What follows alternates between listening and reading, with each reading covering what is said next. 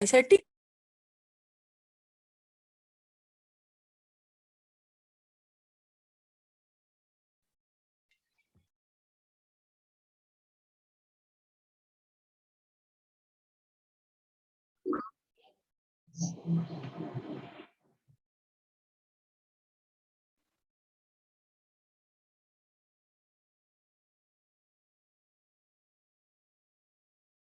Good afternoon sir. Good afternoon बच्चों। Afternoon sir.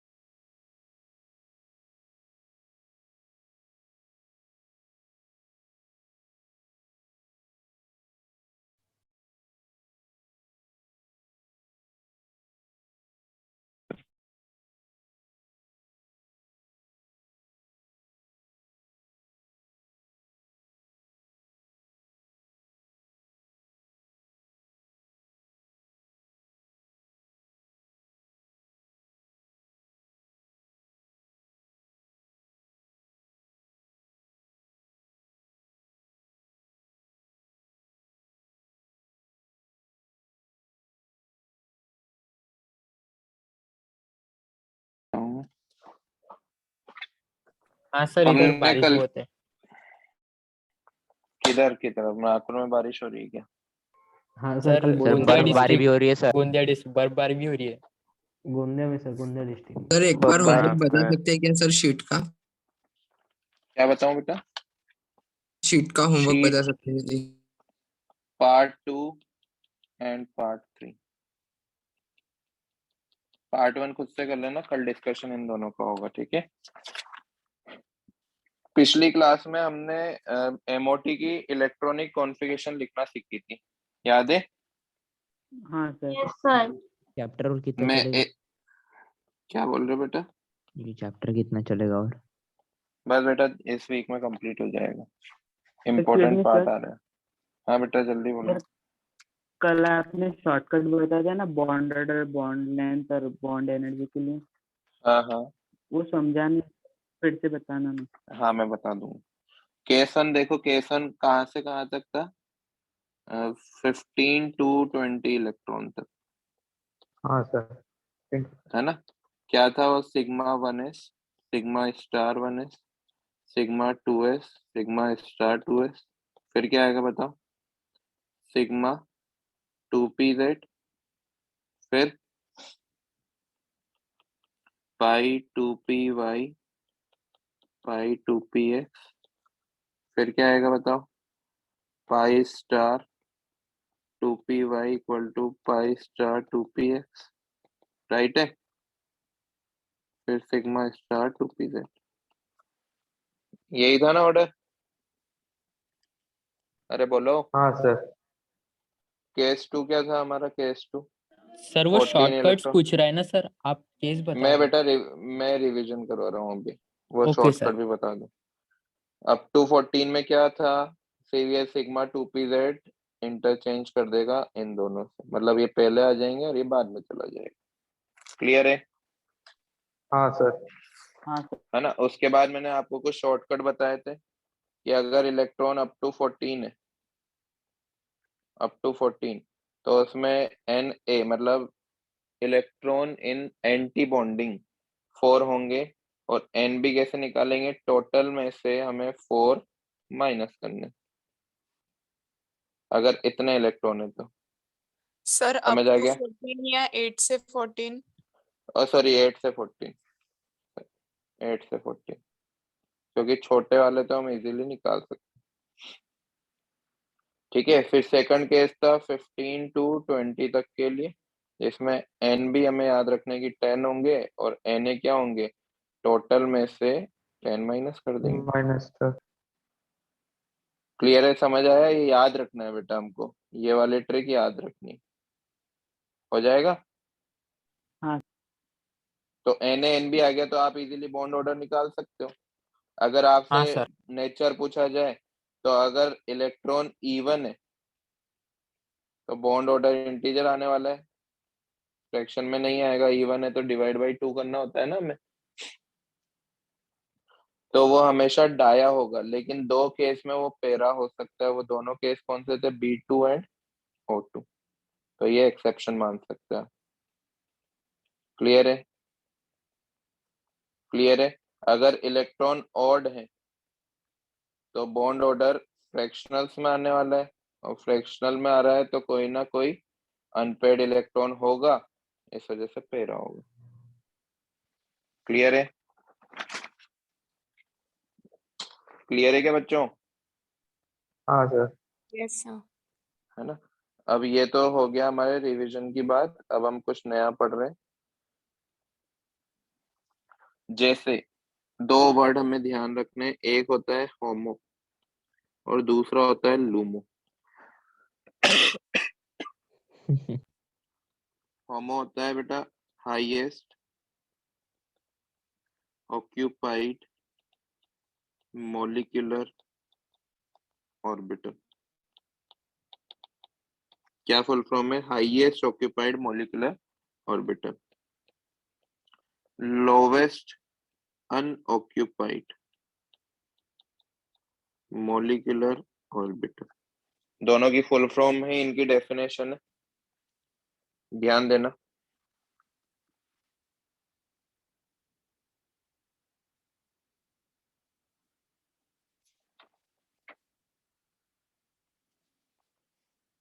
लिख लिया?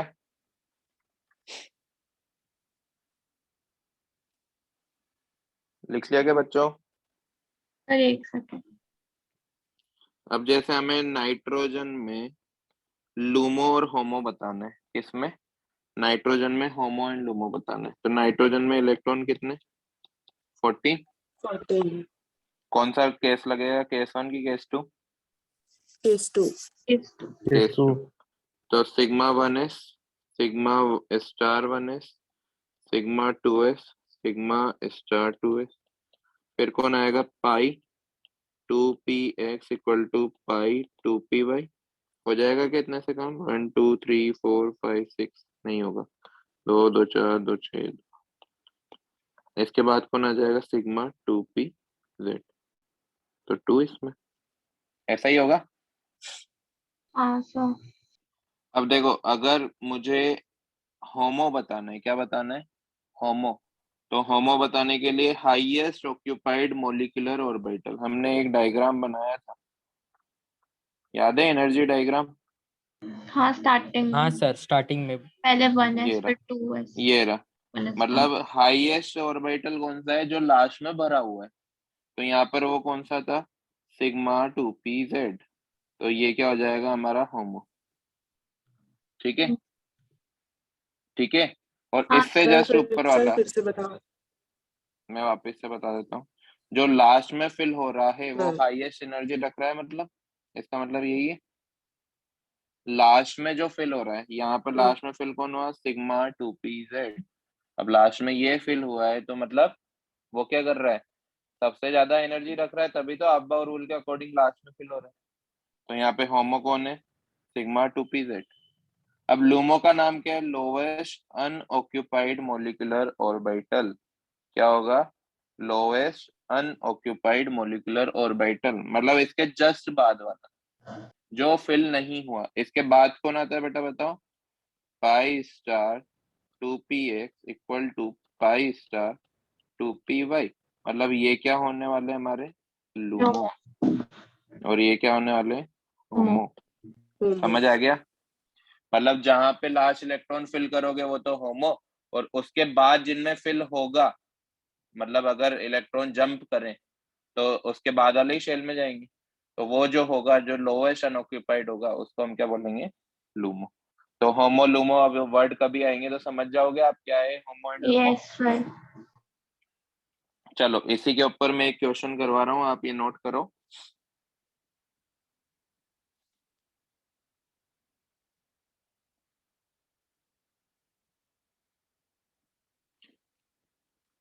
किया नोट? यस सर हो गया सर। हो अगर गया सर। किसी केस में जो पाई स्टार 2px और पाई स्टार 2py है वो होमो बन गया तो, या सबसे एंड वाला तो ये होमो कौन हाँ, है? होमो लूमो कोई भी हो सकता है, जो लास्ट में फिल हुआ है उसको होमो बोलेंगे, और उसके बाद जो ऑर्डर में आ रहा है उसको हम लूमो बोल देंगे। सर उसके बाद के सारे सारे नहीं, लोवेस्ट वाला। उसके बाद उसके बाद तो सारी अनऑक्यूपाइड है, लेकिन लोवेस्ट एनर्जी किसकी होगी?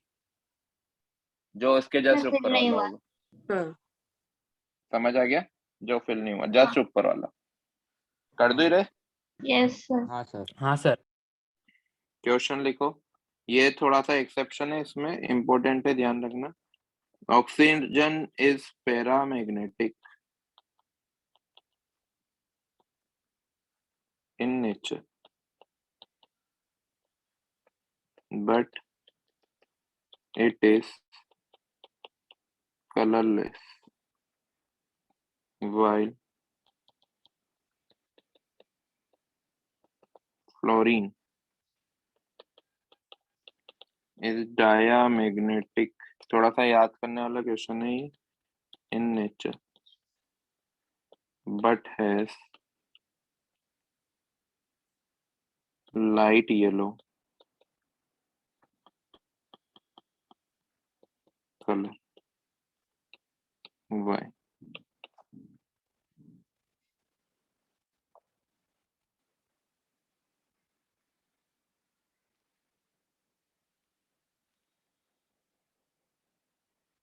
क्वेश्चन नोट करो।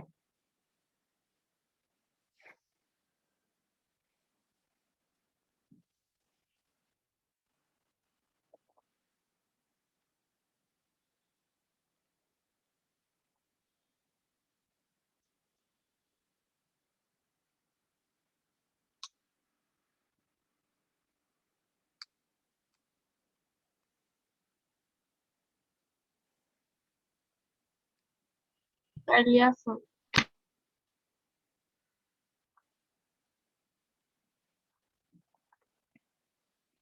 देखो बेटा, अगर मैं ऑक्सीजन की बात करूं तो ऑक्सीजन की इलेक्ट्रॉनिक कॉन्फ़िगरेशन में क्या आएगा? 16 इलेक्ट्रॉन होते हैं ना, तो हाँ यहाँ तक आ गया। ये तो 14 ही हुए थे। हाँ लास्ट के दोनों में दो दो।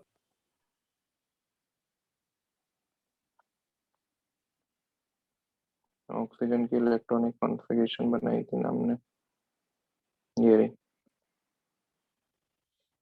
अपन ने यहाँ पे गलत बना दिया बेटा N2 की।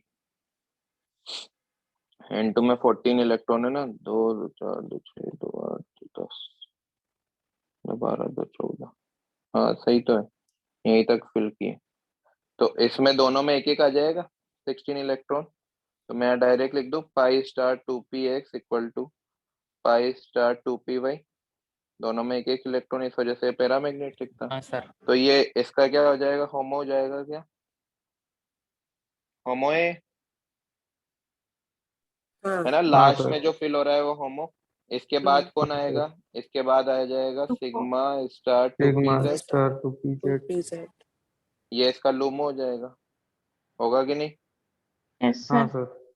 अब बेटा, जब भी कोई कलर शो होता है ना, तो वो इलेक्ट्रॉन की ग्राउंड स्टेट से जब वो एक्साइटेड स्टेट में जाता है, और जब वो फिर से लौट के आता है, क्योंकि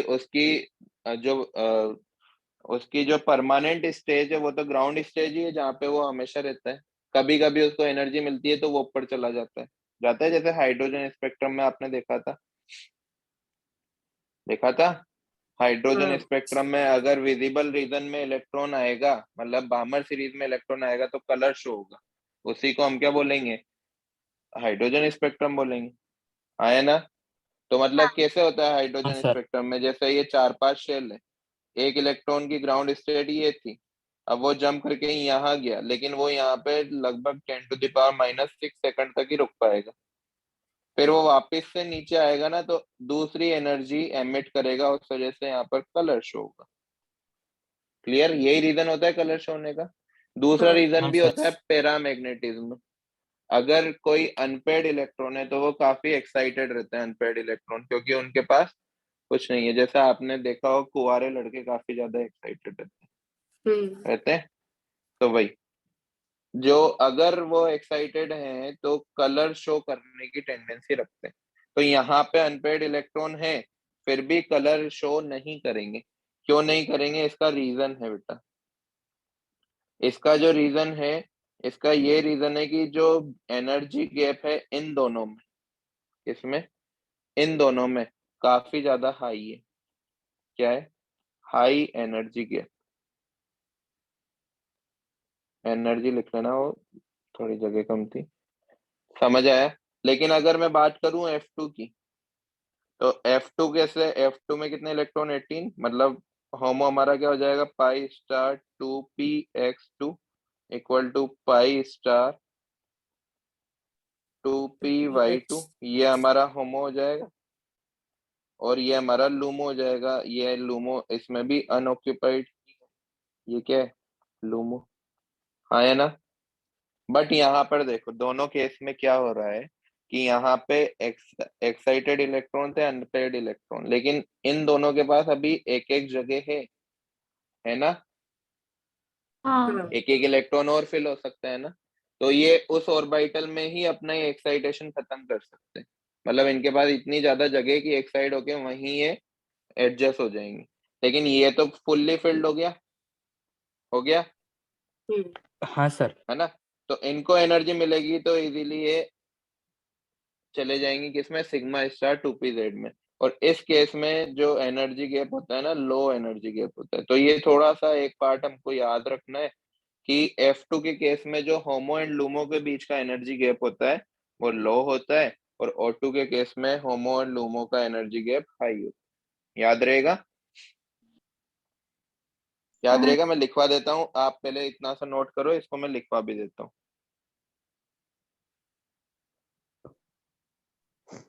सर चैट में कुछ अलग ही आया चैट है। में देखो सर। बेटा आप लोग मत देखो, किसने भेजा है?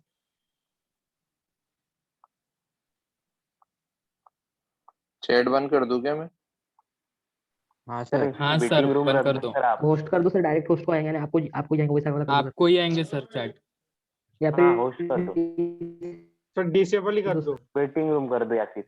डिसेबल कर दो।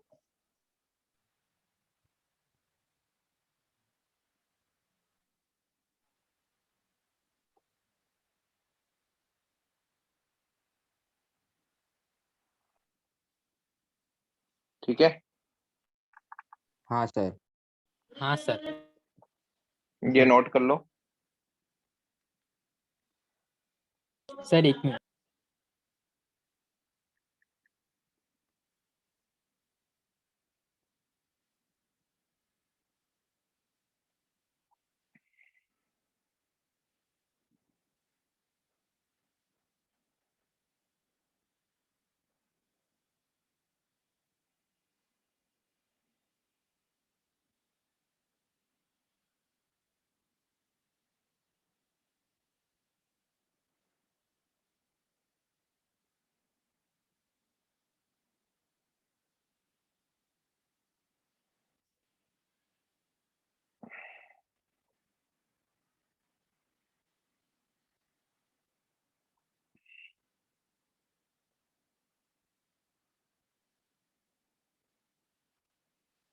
हो गया क्या?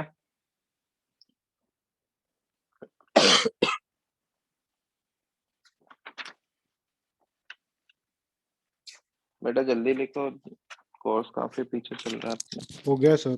सर लिख लिया। सर एक मिनट।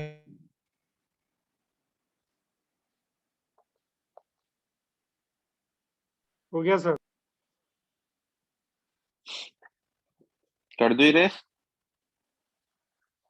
हाँ सर। कर दो। रीजन लिख लो इसका, जल्दी जल्दी लिखना, मैं बोल भी रहा हूँ। In case of oxygen,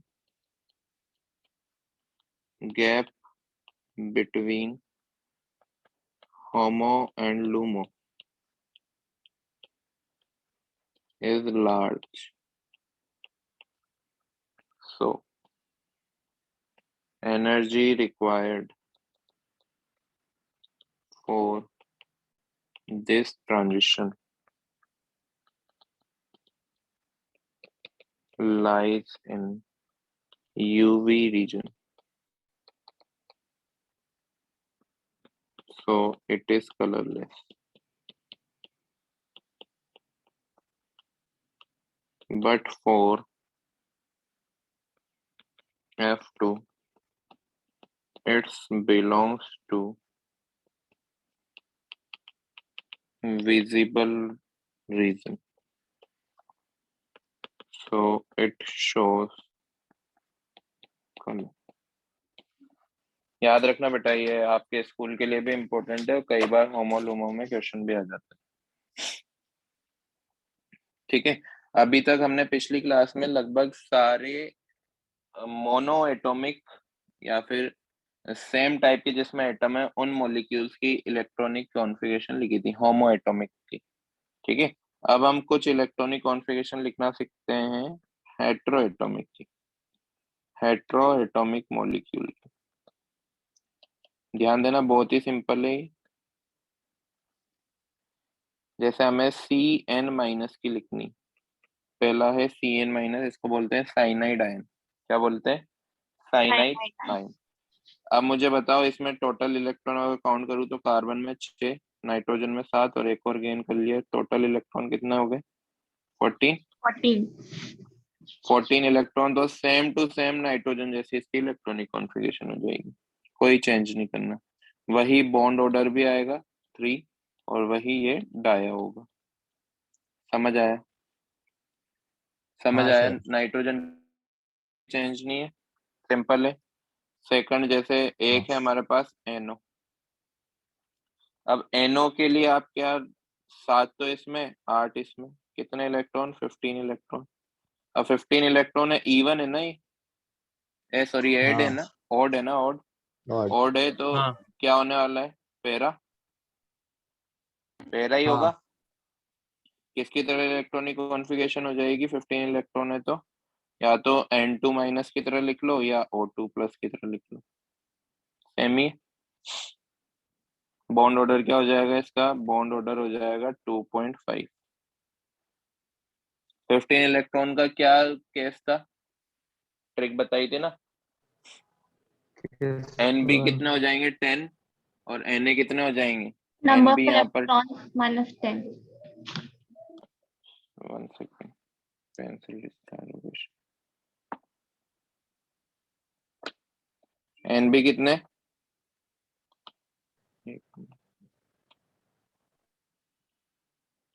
NB तो 10 और Na कितने हो जाएंगे?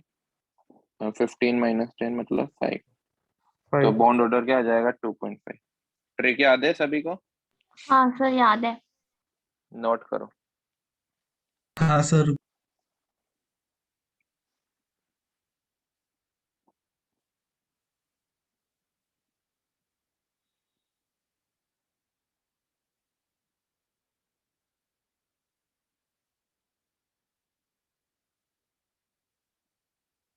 सर, वैसे ट्रिक आपको आपके सर ने बताया, आपने खुद तैयार किया सर? नहीं बेटा, हम जब से पढ़ते हुए हैं ना तब से यही ट्रिक चल रही है ना। आजकल बहुत कम टीचर्स होते हैं जो खुद की ट्रिक तैयार करते हैं, क्योंकि हमारे टाइम पे जो टीचर थे ना वो भगवान टाइप थे। उन्होंने सब कुछ इन्वेंट करके रख रखा है, पढ़ाने का तरीका वगैरह सब हमने उनसे ही सीखा है ना। 20 सालों से चल रही है ट्रिक। हाँ सर। आरकेवी सर को तो जानते होंगे ना नहीं ना। बेटा? रेजोनेंस के मालिक हैं वो, जिन्होंने रेजोनेंस ओपन की। बंसल सर को सर। जानते हो? नो। हाँ सर नाम जानते सुना है। सर। हाँ सर, एक बार आए थे मीटिंग में। नहीं नहीं Yes, बेटा, वो अपनी सर वो बंसल कोचिंग, गॉड राहुल ने ऑफ कोटा सर जिनको चालू बोलते हैं। किया। हाँ सर बंसर कोचिंग हाँ। जानते हैं। एक है सर। जो व्हील चेयर पे रहते थे हमेशा। सर वो एक्सपायर्ड हो हाँ। गए ना। छोटा हाँ, सा। वो अभी पिछले साल एक्सपायर हुए। चलो हो सर गया वो क्या भी ये? अच्छे लिखते थे। एक्सपायर मतलब सर? बेटा चलेगा। डेथ हो गई उनकी। अरे हो गया? भी हो गया। अजीब अजीब हाँ तरह के सर। बच्चे हैं। चलो, जैसे NO प्लस का बताना है आपको, बॉन्ड ऑर्डर बता दो इसका जल्दी से, और कार्बन मोनोऑक्साइड का बॉन्ड ऑर्डर बता दो।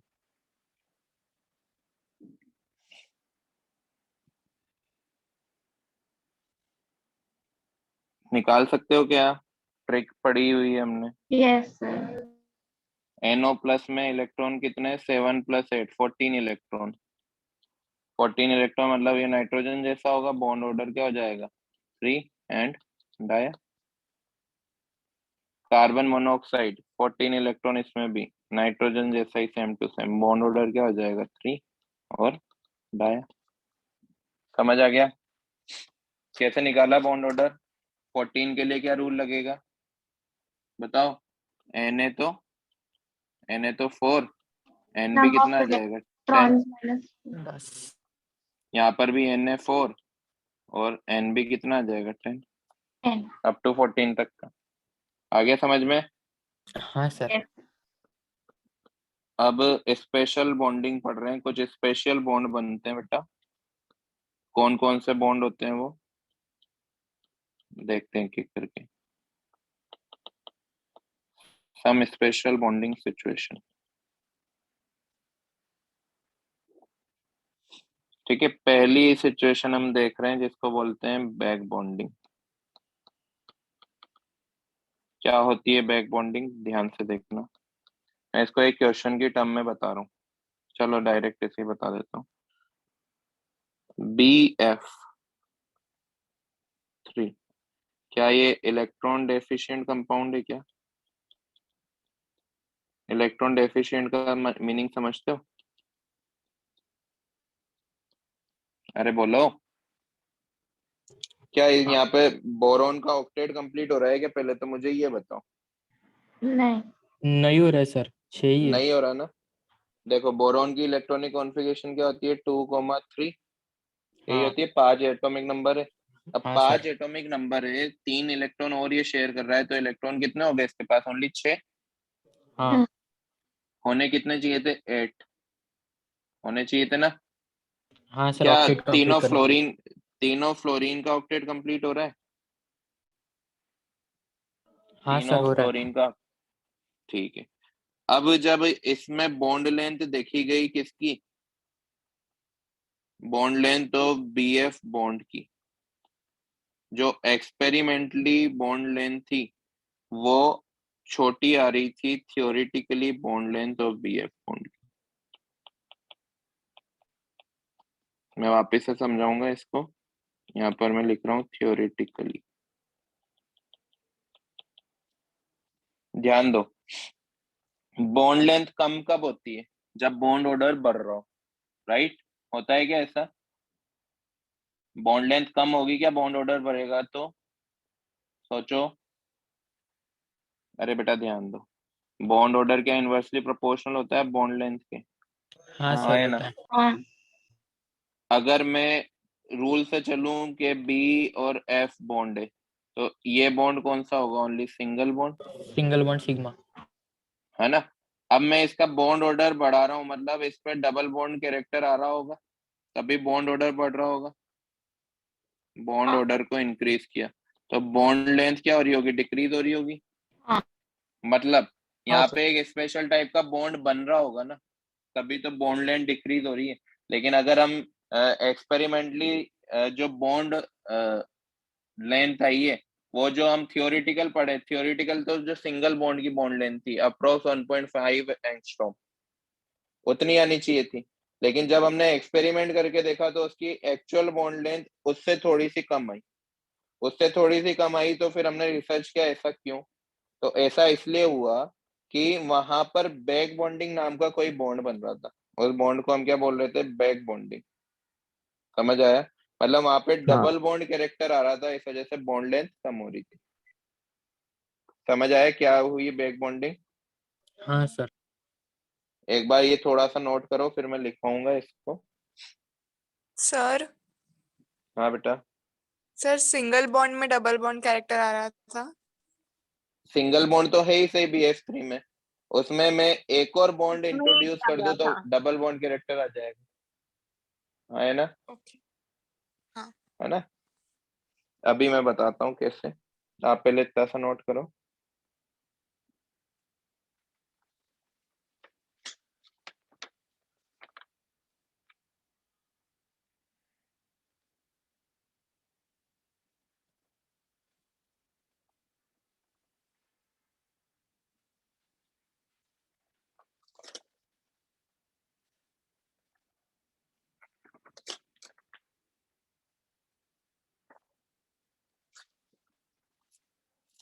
हो गया क्या? हाँ सर। हो गया? इरेज करो। हाँ सर। अब ध्यान देखना, ध्यान से देखना बेटा। अभी अगर मैं BF3 को कुछ इस तरह से बनाऊं तो इसकी हाइब्रिडाइजेशन क्या होगी बेटा? sp2, 3 बॉन्ड बना रहा है, कोई लोन पेयर नहीं है, sp2 है ना? हाँ सर। sp2 मतलब ट्राइगोनल प्लेनर, है ना? है ना? हाँ सर। हाँ सर। अब इसके बाद अगर मैं BF3 को कुछ इस तरह से बनाने लगूं,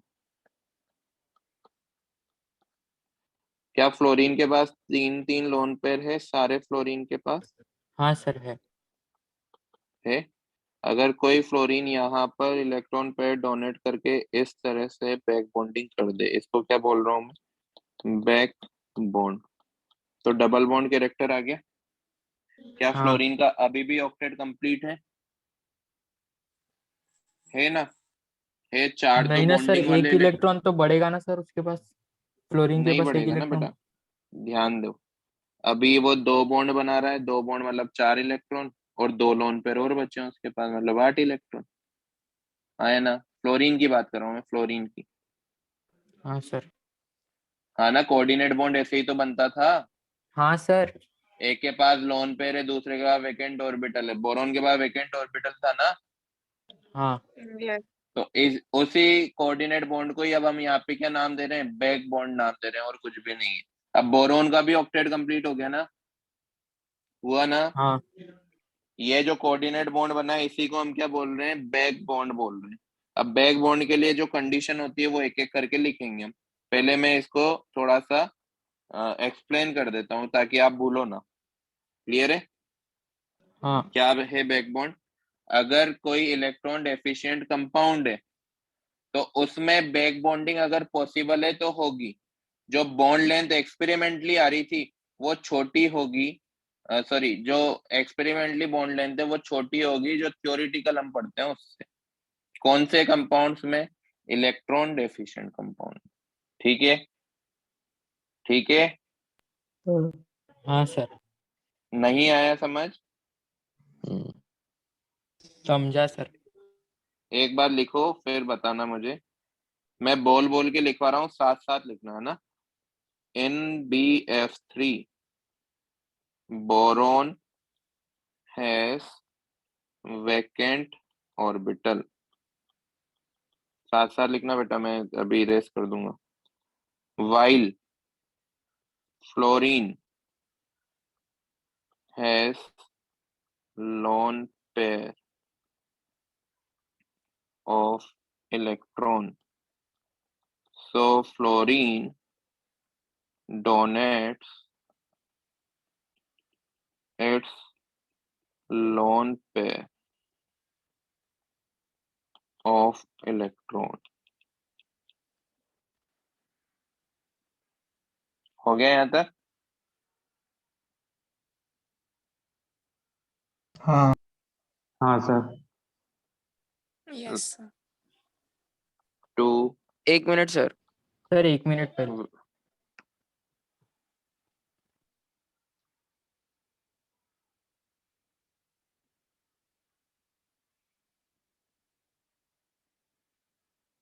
हो गया। 2 vacant orbital of boron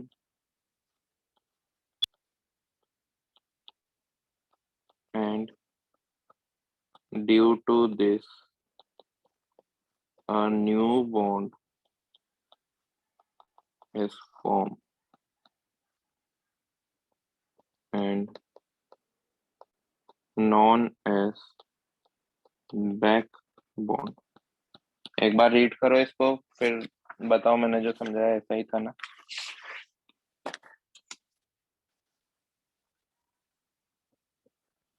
लिखा है यहाँ तक? हाँ। नेक्स्ट लिखना due to this bond partial double bond character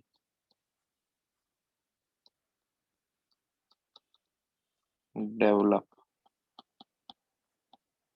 between boron and fluorine, so bond length decreases।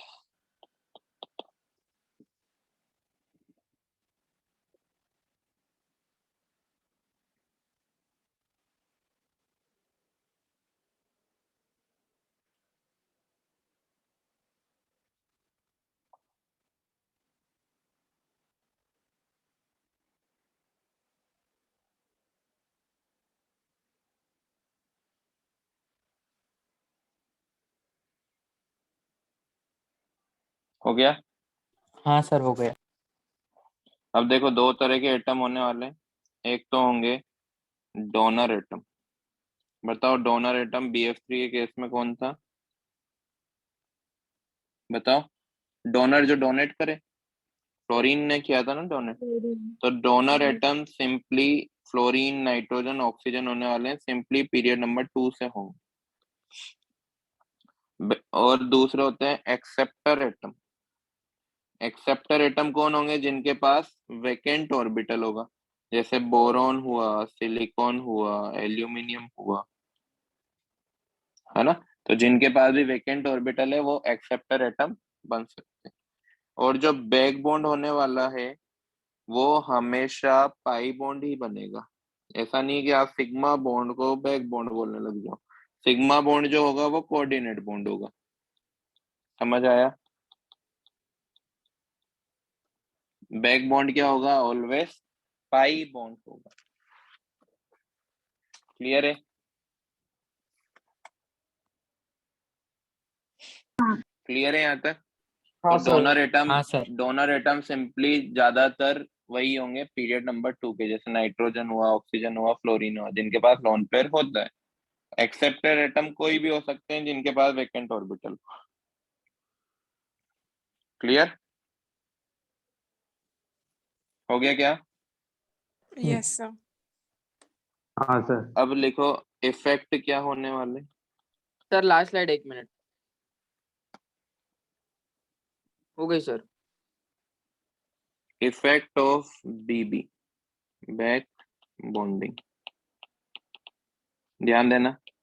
पहला इफेक्ट, ये हाइब्रिडाइजेशन जो है वो चेंज भी हो सकती है और नहीं भी हो सकती है। मे और मे नॉट बी चेंज।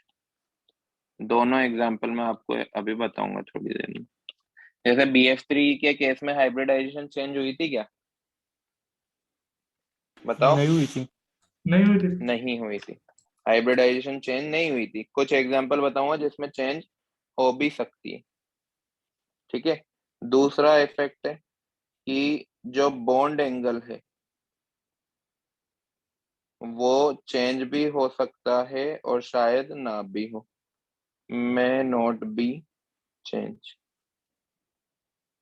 अगर हाइब्रिडाइजेशन चेंज हो गई तो बॉन्ड एंगल भी चेंज होना ही है, और हाइब्रिडाइजेशन चेंज नहीं हुई तो बॉन्ड एंगल भी चेंज नहीं होगा, राइट? हाँ सर। राइट। यस हाँ सर। तीसरा तीसरा इफेक्ट तो ये है कि बॉन्ड लेंथ जो है वो हमेशा डिक्रीज होगी, क्योंकि डबल बॉन्ड कैरेक्टर इंक्रीज हो रहा है ना, डबल बॉन्ड कैरेक्टर बन रहा है मतलब बॉन्ड ऑर्डर बढ़ रहा है, तो बॉन्ड लेंथ क्या होगी, हमेशा डिक्रीज होने वाली। फोर्थ, बॉन्ड ऑर्डर और बॉन्ड स्ट्रेंथ, अब ये बताओ इंक्रीज होगी कि decrease? Increase. Will always increase. क्यों, समझ आई क्या होगा आपको? क्योंकि बॉन्ड ऑर्डर क्या होता है, सिंपली दो एटम के बीच का बॉन्ड, वो बढ़ेगा तो बॉन्ड स्ट्रेंथ भी बढ़ेगी। एक धागा को तोड़ना हमारे लिए इजी है, दो धागों को तोड़ना थोड़ा सा डिफिकल्ट। बॉन्ड स्ट्रेंथ मतलब बॉन्ड को ब्रेक करने की एनर्जी, ठीक है। फिफ्थ एंड लास्ट, जैसे ही स्ट्रेंथ बढ़ती है किसकी, बैक बॉन्डिंग की,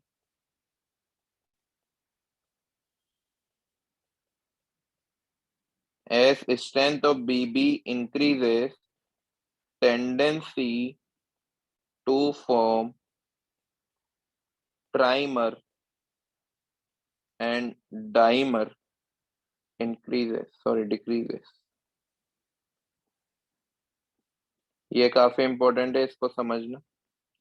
हमारे घर में अच्छा खाना बनता है, मैं वापस से बोल रहा हूँ, हमारे घर में मतलब आपके भी घर में मेरे भी घर में अच्छा खाना बनता है, रोज अच्छा खाना बनता है, तो क्या हम बाहर होटल में खाने जाएंगे? कभी कभी। नहीं। कभी कभी। हाँ, कभी कभी कभी। कभी। लेकिन मम्मी हमेशा ऐसी सब्जी बनाती है जो अपन को पसंद नहीं है, तो हमेशा मुंह बनाएंगे ना, मैं तो बाहर खाऊंगा, मैं तो बाहर खाऊंगा, हाँ। ऑर्डर करेंगे। हाँ बिल्कुल। सही होगा। अब देखो बैक बॉन्डिंग क्या हो रही है, अगर बैक बॉन्डिंग इफेक्टिवली हो रही है तो बॉन्ड स्ट्रेंथ बढ़ रही है, बॉन्ड स्ट्रेंथ बढ़ रही है मतलब वो स्टेबल हो रहा है ना, कंपाउंड स्टेबल हो रहा है। कंपाउंड स्टेबल हो रहा है तो वो बाहर जाके ट्राइमर और डाइमर बनाने की कोशिश नहीं करेगा, मतलब किसी और के साथ जुड़ने की कोशिश नहीं करेगा। ट्राइमर और डाइमर का मतलब अगर दो मॉलिक्यूल जुड़े तो डाइमर, तीन मॉलिक्यूल जुड़े तो ट्राइमर। समझ आया? समझ आया? हाँ। जैसे देखो BF3 है, BF3 है, अब बोरोन के पास वेकेंट ऑर्बिटल है, लेकिन BF3 में क्या हो रहा है कि ये लोन पेयर डोनेट कर रहा है, इस वजह से बैक बॉन्डिंग हो रही है, तो ये कभी भी डाइमर नहीं बनाएगा, मतलब B2F6 नहीं बनेगा इसका, ना B3F9 बनेगा, ठीक है ना। क्यों? क्योंकि बैक बॉन्डिंग से ये स्टेबल हो गया था। लेकिन अगर मैं BH3 की बात करूं, BH3 की, तो क्या यहाँ पे बैक बॉन्डिंग हो सकती है? बोलो, बैक बॉन्डिंग हो सकती है क्या बेटा? नो ना। नहीं हो सकती, क्योंकि इस हाइड्रोजन के पास लोन पेयर नहीं है, बैक बॉन्डिंग नहीं होगी, मतलब इसका वेकेंट ऑर्बिटल बना रहेगा ना, तो वेकेंट ऑर्बिटल बना रहेगा तो ये B2S6 बना सकता है, हम डाइमर बोल देंगे। समझ आया? यस सर समझ आया? ठीक है ना। अब एक क्वेश्चन करना है, ये मैं इरेज कर रहा हूँ बेटा, इसको क्वेश्चन के टर्म में मैं आगे लिखवा दूंगा। Okay erase sir. करूं? ये इससे पहले यहाँ तक हो गया था। हाँ हाँ हो गया। सर। अब बैक बॉन्डिंग से किस टाइप के क्वेश्चन आते हैं वो हम हर टाइप का एक एक क्वेश्चन करेंगे, ठीक है। ध्यान देना, अगर ये क्वेश्चन आपने कर लिए तो फिर कुछ भी गलत नहीं होने वाला है। क्वेश्चन देखना, कंपेयर द बॉन्ड लेंथ या फिर BF bond length in BF3 and BF4 minus.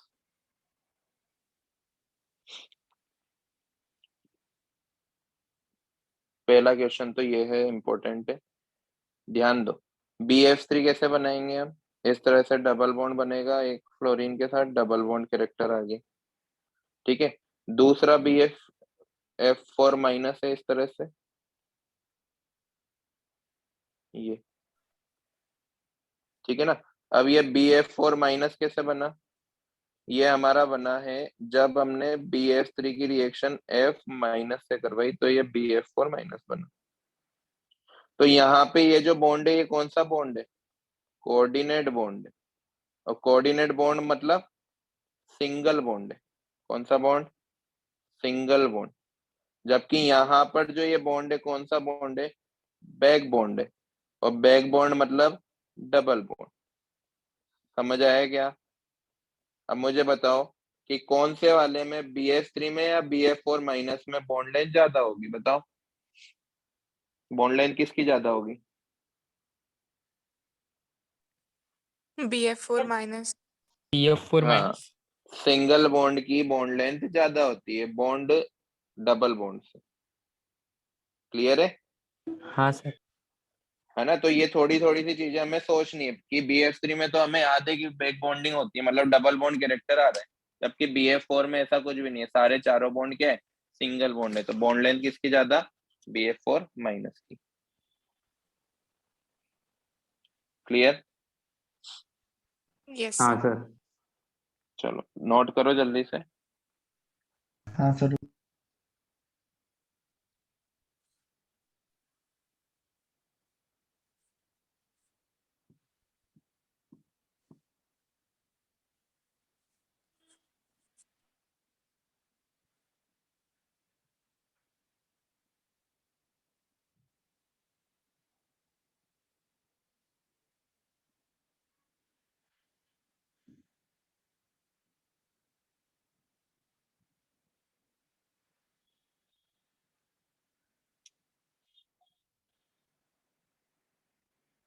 हो गया क्या।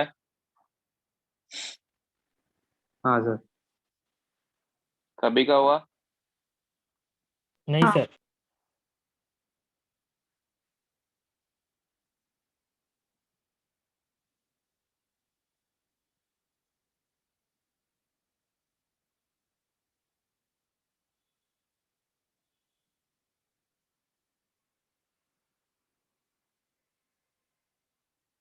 हो गया सर। चलो दूसरा एक्सेप्शन देखना, एक्सेप्शन नहीं, बैक बॉन्डिंग का ही एक कंडीशन नहीं। If back bond in is possible in BF3 में पॉसिबल है, बट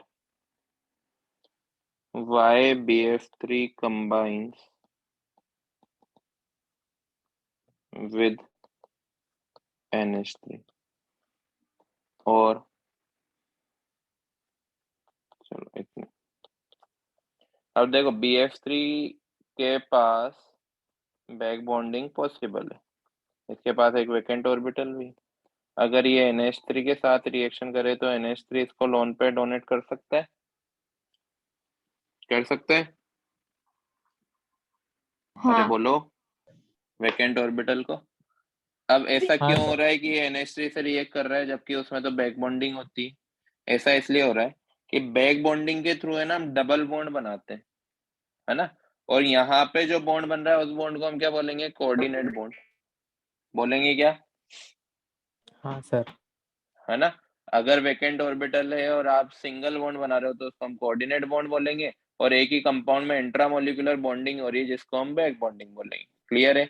तो हमें यहाँ पर ध्यान रखना है कि इस वाले केस में अगर हम बैक बॉन्डिंग करवाते हैं तो डबल बॉन्ड बन रहा है, जबकि अगर NH3 से हम रिएक्ट करवाते हैं तो कौन सा बॉन्ड बन रहा है, सिंगल बॉन्ड बन रहा है। कौन सा बॉन्ड, सिंगल बॉन्ड, जिसको कोऑर्डिनेट बॉन्ड भी बोल सकते हैं। अब मुझे बताओ कि सिंगल बॉन्ड ज्यादा स्ट्रॉन्ग होगा कि डबल बॉन्ड, सिंगल बॉन्ड। बताओ। Single bond. Single bond. तो जब भी ऐसा होगा कि BF3 के आसपास दूसरा कोई मॉलिक्यूल आ जाए जो उसको लोन पे डोनेट कर सकता है तो वो लोन पर एक्सेप्ट कर लेगा, बैक बॉन्डिंग ब्रेक हो जाएगी। क्लियर है। क्योंकि हाँ वहां सर। पे कौन सा बॉन्ड बनेगा, कोऑर्डिनेट बॉन्ड बनाएगा, that is single bond. Single bond. Clear है। हाँ क्लियर है। सर। हाँ मतलब ये सर। कभी कभी बाहर होटल में खाना खा सकेगा। तो रीजन लिख लो इसका जल्दी से। सर बट घर पे डांटेंगे ना। अब वो आपकी प्रॉब्लम है, उसकी मर्जी। खाना भी खाए डांट भी खाए। बैक बॉन्ड सर इज दोनों हजम नहीं होगा उसको। Pi bond. और तरीका चप्पल है। भी खा सकता है, चप्पल भी खा सकता है। नहीं सर, तरीका है बहुत। सर सर वो बैक बॉन्ड है तरीके ना? सर बैक बॉन्ड है ना वो? हाँ, बैंड लिख दिया मैंने।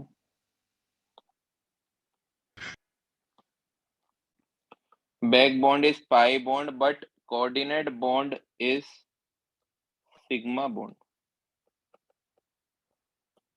जल्दी जल्दी लिखना बेटा, ये इंपॉर्टेंट कॉन्सेप्ट है। सो boron gets chance to accept lone pair from outer atom, then it will always prefer that because sigma bond is stronger than pi bond. जल्दी से रीजन लिखो।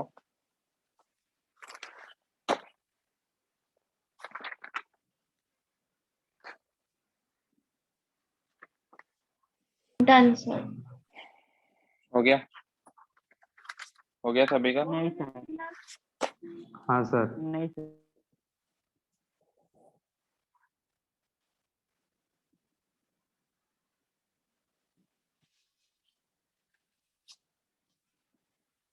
कर दूं क्या इरेज?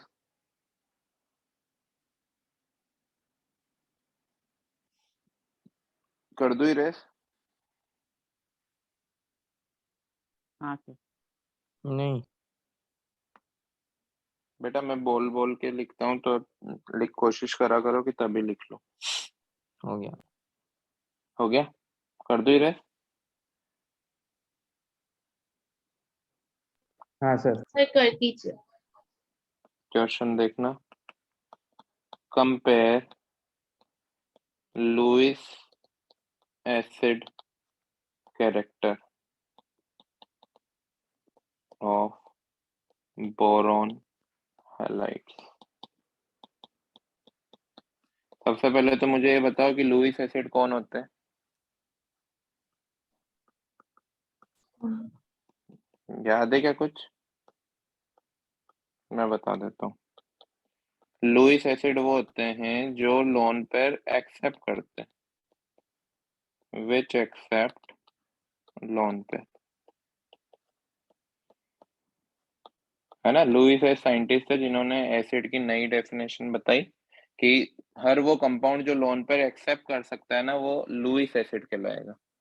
क्लियर है? हाँ क्लियर है। अब इनको हमें कंपेयर करना है कि सबसे अच्छा एसिड कौन है इसमें। BF3A, BCl3A, BBr3A, BI3।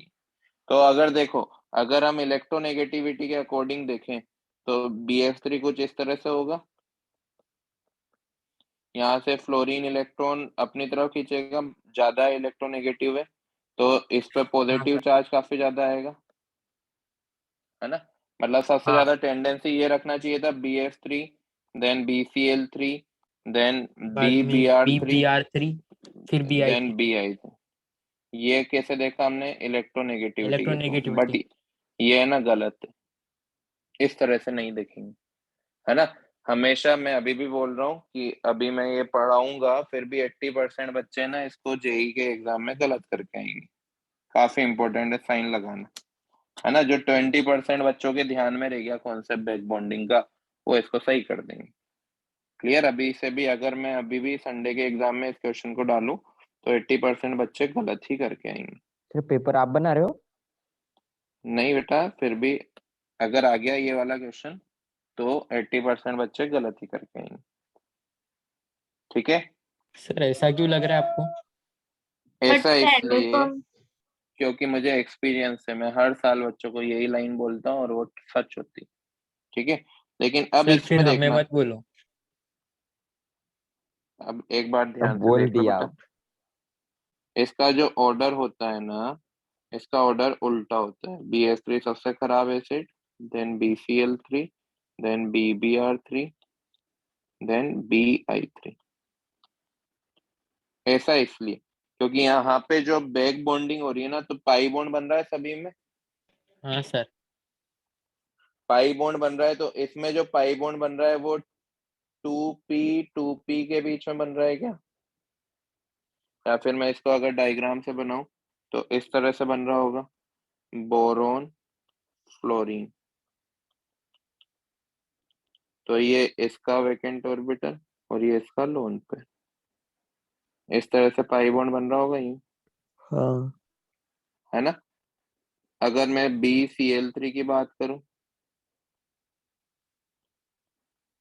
तो इसका तो काफी बड़ा हो जाएगा, तो इस तरह से बन रहा होगा, हाँ या ना? हाँ हाँ या ना? तो जो पाई बॉन्ड बन रहा है सबसे इफेक्टिव किसमें बन रहा है? BF3 में। मतलब इफेक्टिव बैक बॉन्डिंग किसमें हो रही है? BF3 में। हो रही है क्या? हो रही है क्या? हाँ अब इफेक्टिव बैक बॉन्डिंग हो रही है, मतलब इसके घर में खाना सबसे अच्छा बन रहा है। अब सबसे अच्छा खाना बन रहा है तो ये बाहर जाएगा क्या? बाहर से खाना ऑर्डर करेगा क्या? नहीं। नहीं नहीं करेगा नहीं। ना। अगर किसी दिन अच्छा खाना बना तो हम बाहर से ऑर्डर नहीं करते, खराब बना तो कर लेते हैं, है ना। तो बोरॉन को तो इलेक्ट्रॉन इफेक्टिवली मिल रहे हैं, तो वो बाहर से लोन पर एक्सेप्ट नहीं करेगा।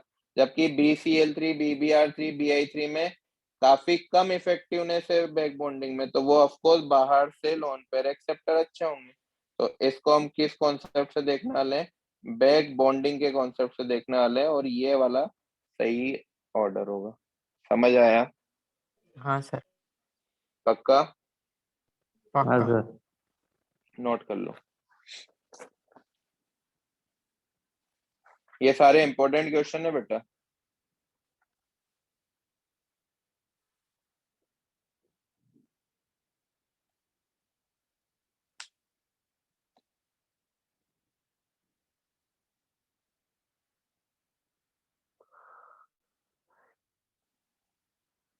हो गया क्या?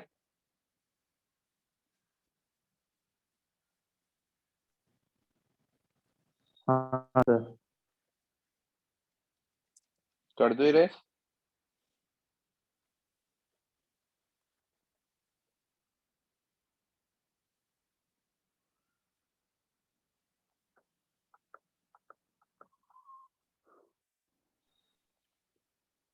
कर दो बच्चों।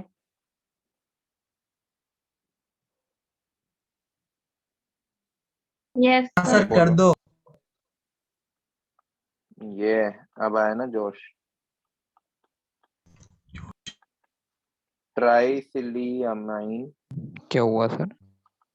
कुछ नहीं बेटा, is planar while trimethyl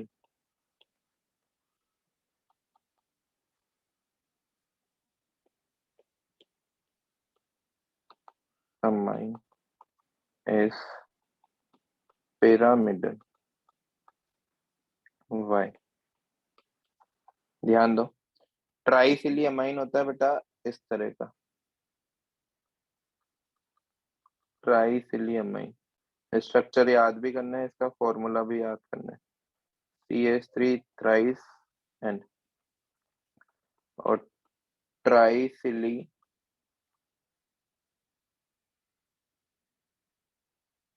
sir ये ट्राइमिथाइलमाइन बना दिया मैंने।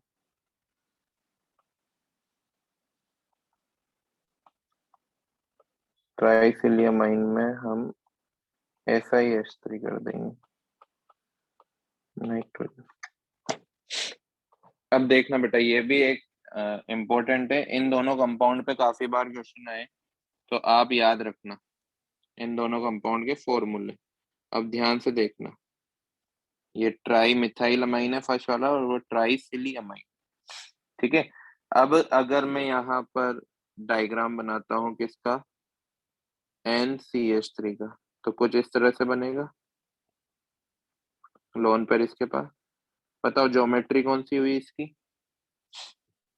ज्योमेट्री हुई इसकी टेट्राहेड्रल हुई क्या?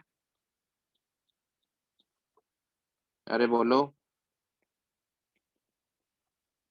आवाज नहीं आ रही क्या? हाँ हाँ हाँ सर। सर। है ना? और शेप कैसा हुआ? पिरामिडल हुआ कि नहीं? हाँ सर। हाँ क्या सर। यहाँ पे बैक बॉन्डिंग हो सकती थी? नहीं। क्यों? क्योंकि कार्बन के पास कोई वैकेंट ऑर्बिटल नहीं है। लेकिन अगर मैं NiSiH3 बना दूं इस तरह से, तो इसकी भी हाइब्रिडाइजेशन तो कुछ इसी तरह से होनी चाहिए थी, पिरामिडल। हाँ है ना? हाँ सर। लेकिन यहाँ पर क्या सिलिकॉन के पास वैकेंट ऑर्बिटल है? वैकेंट डी ऑर्बिटल है सिलिकॉन के पास, है ना? हाँ है। हाँ वैकेंट ऑर्बिटल है, तो ये यहाँ पर इस तरह से बैक बॉन्डिंग शो हो सकती है। मतलब नाइट्रोजन इस तरह से SiH3 को बैक बॉन्डिंग दे देगा क्या? हाँ बोलो। बॉन्डिंग हो जाएगी। बैक बॉन्डिंग हो जाएगी। अब नाइट्रोजन की हाइब्रिडाइजेशन क्या हो जाएगी? पहले sp3 होनी चाहिए थी ना, अब क्या हो गई है? sp2 हो गई है क्या? बताओ। हाँ सर, हो गई। हाँ सर। क्योंकि जो लोन पेयर था वो लोन पेयर चला गया, अभी अभी नहीं है लोन पे। अब किस में कन्वर्ट हो गया? डबल कोऑर्डिनेट बॉन्ड में बॉन्ड में। कन्वर्ट हो गया। हाँ, तो स्टेरिक नंबर 1 कम हो गया, इसलिए मैंने वहां पे कंडीशंस आपको लिखवाई थी कि हाइब्रिडाइजेशन चेंज भी हो सकती है और नहीं भी हो सकती। जैसे BF3 में चेंज हो गई थी, नहीं हुई थी, यहाँ पर चेंज हो गई। समझ आया? यहाँ पे शेप सर। भी चेंज हो गया है, वहां पे शेप चेंज नहीं हुआ था। यहाँ पे बॉन्ड लेंथ भी चेंज हो गई, वहां पे बॉन्ड लेंथ भी चेंज नहीं हुई थी। वहां पे बॉन्ड लेंथ चेंज हुई थी, बॉन्ड लेंथ तो हमेशा डिक्रीज होगी। यहाँ पर बॉन्ड एंगल चेंज हो गया, वहां पर नहीं हुआ था। यहाँ पे पहले बॉन्ड एंगल कितना था? अप्रोक्स 108 डिग्री था, और यहाँ पर कितना हो गया? अप्रोक्स 119 डिग्री हो गया। हो गया ना चेंज? तो हाँ बैक बॉन्डिंग से हम कभी हाइब्रिडाइजेशन भी चेंज हो सकती है, कभी बॉन्ड लेंथ तो हमेशा ही डिक्रीज होगी, और कभी ना कभी बॉन्ड एंगल भी चेंज हो सकता है, और कभी नहीं भी होगा। क्लियर है? Yes sir. नोट कर लो, ये इंपॉर्टेंट साइन लगाना है इसको। और ये जो दोनों कंपाउंड है इनके आपको फॉर्मूले रटना जरूरी है, ध्यान रखना, क्योंकि इन सर दोनों रटना। कंपाउंड को आप, हाँ ये जो फॉर्मूला है रट लेना इसको, कि इसमें बैक बॉन्डिंग होती है ना? क्योंकि इन दोनों कंपाउंड पे आपको काफी सारे क्वेश्चंस दिखेंगे प्रीवियस ईयर के पेपर्स में और अपनी एक्सरसाइज में भी। क्लियर है? यस हाँ। सर। इरेज करो। हाँ सर। हाँ हाँ सर। लास्ट बैक बॉन्डिंग का क्वेश्चन है, उसके बाद दूसरे टाइप की बॉन्डिंग देखेंगे। ये है silyl isocyanate is linear while methyl isocyanate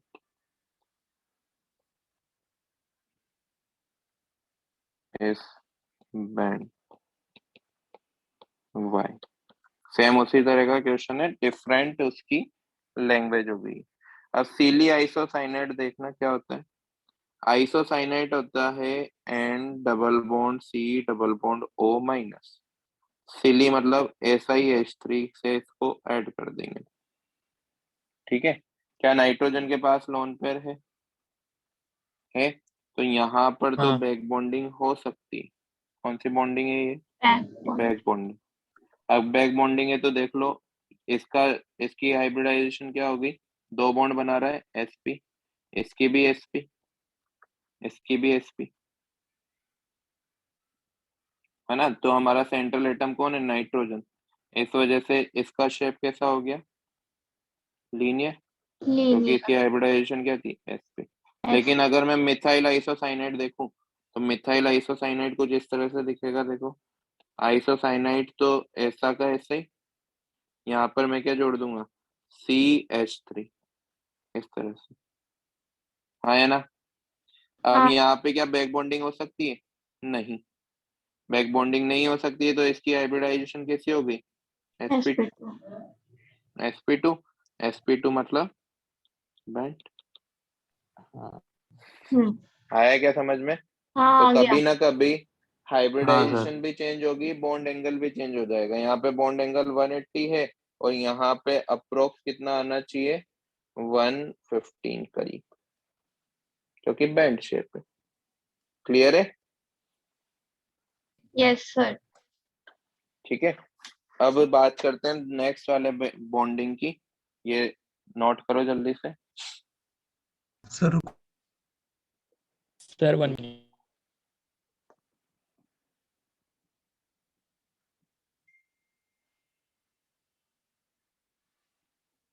sir इसके पहले स्लाइड दिखा सकते हैं आप? हाँ बेटा।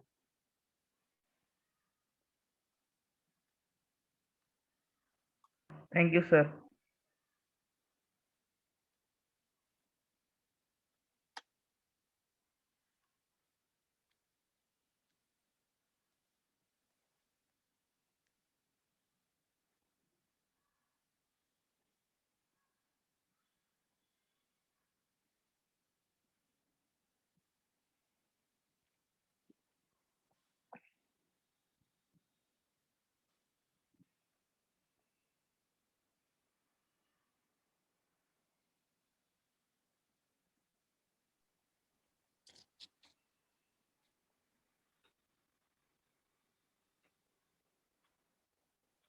हो गया? हो गया सर। Yes sir. रुको सर 1 मिनट। हो गया हो गया हो गया।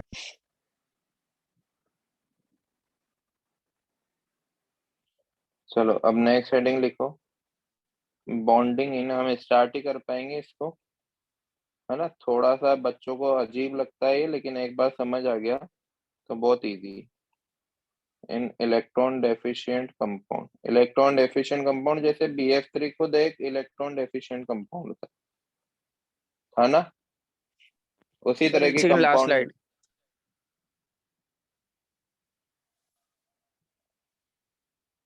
Done sir. ठीक है, अब देखो किस तरह के बॉन्ड होते हैं। एक होता है two centre two electron. Two centre two electron मतलब ए का भी एक इलेक्ट्रॉन हो, बी का भी एक इलेक्ट्रॉन हो, उस बॉन्ड को हम बोलेंगे two centre two electron bond. Clear है? Yes sir. अब दूसरे होते हैं three centre two electron bond, जिसमें क्या होने वाला है कि तीन कंपाउंड होने वाले हैं, ए तीन एटम, बी एंड सी। लेकिन इलेक्ट्रॉन कितने होने वाले हैं? ओनली दो इलेक्ट्रॉन होने वाले हैं। एक एक तो शेयर करेंगे ए बी, दूसरा शेयर करेगा बी सी। इस टाइप के वालों को बोलते हैं, ये काफी इंपॉर्टेंट है, वेरी इंपॉर्टेंट, जो कि हम पढ़ने वाले हैं। बनाना बॉन्ड भी बोलते हैं इसको। क्या बोलेंगे? बनाना बॉन्ड। क्लियर? अभी हम सीखेंगे कि किस तरह के बॉन्ड होते हैं। एक होते हैं बेटा जो हम नॉर्मली पढ़ते आ रहे हैं, इसको भी हम पढ़ते हुए आए हैं, और एक लास्ट है three centre for electron bond.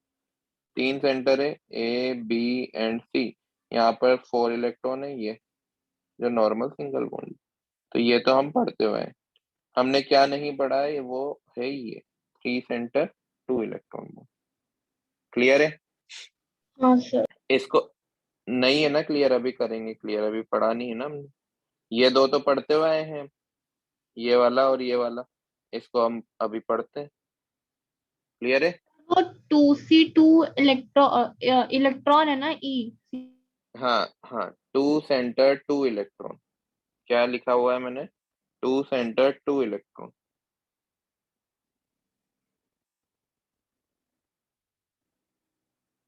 लिखा तीनों? सर एक सेकेंड प्लीज। रुको सर। आराम से लिखो बेटा। हाँ हो गया क्या? हो गया सर। हाँ कर सर दूं रेस्ट? अब ये 3 सेंटर हाँ 2 इलेक्ट्रॉन क्या होता है, इसको ध्यान से देखना। मैं एक कंपाउंड का नाम लिख रहा हूँ जिसको बोलते हैं B2S6। अभी कुछ देर पहले मैंने बात भी करी थी, इसको बोलते हैं हम डाई बोरोन। ये BH3 का ही क्या है, डाइमर है, डाई बोरोन। इस पे लगाना वेरी वेरी इंपॉर्टेंट साइन। ठीक है। अब हमें पता था कि जो BH3 है वो कुछ इस तरह से इलेक्ट्रॉन डेफिशिएंट कंपाउंड है। क्या इसमें बैक बॉन्डिंग हो सकती है क्या? हो सकती है क्या? नहीं। No back bonding, no back bonding. अब ये जो हाइड्रोजन है इसके पास कोई लोन पेयर नहीं है, नहीं है ना। तो इस तरह का ये बॉन्ड बनाता है। देखो ये बोरोन से 2 हाइड्रोजन तो इस तरह से जुड़ गए, एक हाइड्रोजन इस तरह से जुड़ा, दूसरा बोरोन आया इस तरह से BH, इस तरह से 2 BH3 है, 2 BH3। बेटा म्यूट हो जाओ, नींद आएगी वरना सभी को। ध्यान दो, ध्यान दो। अभी ये हाइड्रोजन अपना इलेक्ट्रॉन इस बोरोन को दे रहा था, किस वाले बोरोन को, इसको। अगर उसी के पास में कोई वेकेंट ऑर्बिटल आए तो ये अपना इलेक्ट्रॉन कभी कभी इसको भी देने लगेगा, हाँ है ना। सेम इसी के क्या? साथ होगा, एक और बार मैं बोल रहा हूँ, सेम इसी के साथ। अभी मान लो कि ये वाला जो हाइड्रोजन है, ये वाला हाइड्रोजन अपना इलेक्ट्रॉन इस फर्स्ट वाले बोरोन को दे रहा था शेयर हाँ। करने के लिए। अब इसके ही पास में BH3 का दूसरा मॉलिक्यूल आया और हमें पता है कि बोरोन के पास वेकेंट ऑर्बिटल है जो इलेक्ट्रॉन को अट्रैक्ट करता है, ठीक है ना।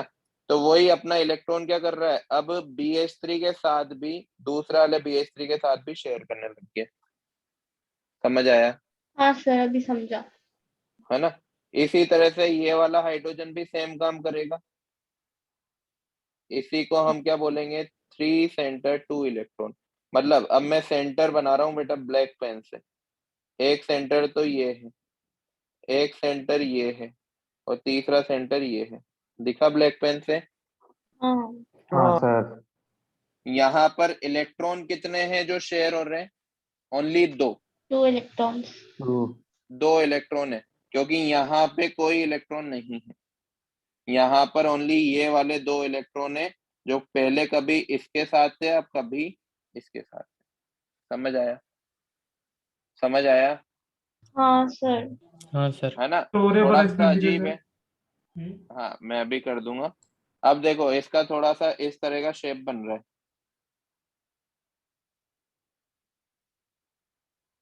इसी को हम क्या बोलते हैं, बनाना बोन्ड। क्या बोला जाएगा? बनाना, बनाना बॉन्ड। बनाना बॉन्ड। है ना। अब देखो किस तरह से बॉन्ड बन रहा है ये, कि जो पहले BH था, इस तरह से 2 इलेक्ट्रॉन शेयर हो रहे थे, ठीक है। लेकिन उसके पास दूसरा बोरोन आया वेकेंट ऑर्बिटल के साथ, जो इन दोनों इलेक्ट्रॉन को कभी कभी इधर भी अट्रैक्ट कर सकता है। इसी बॉन्ड को हम क्या बोल रहे हैं, बनाना बॉन्ड। समझ आया? मतलब सेंटर हमारे पास 3 है और इलेक्ट्रॉन हमारे पास 2 हैं। एक तरह से ये एक्सेप्शन भी है, लेकिन इम्पोर्टेंट एक्सेप्शन है, हमेशा पूछे जाने वाला एक्सेप्शन। क्लियर है? Yes sir.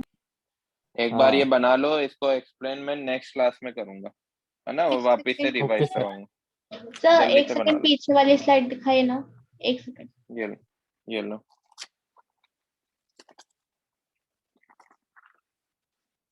Sir done. ये वाला देखो।